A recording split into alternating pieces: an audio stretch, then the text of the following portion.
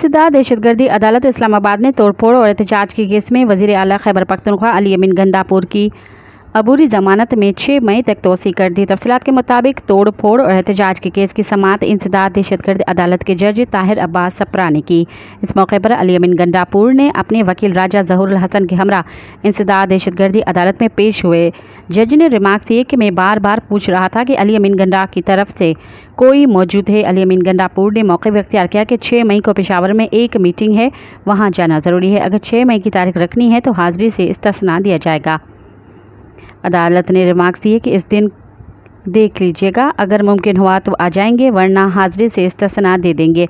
अदालत ने केस की समाअत 6 मई तक मुलतवी कर दी। मज़ीद ख़बरन ऐं तफ़सीलात लाइ विज़िट कयो असांजी वेबसाइट www.awamiNewsHD.com ऐं ॾिसंदा रहो अवामी न्यूज़ HD।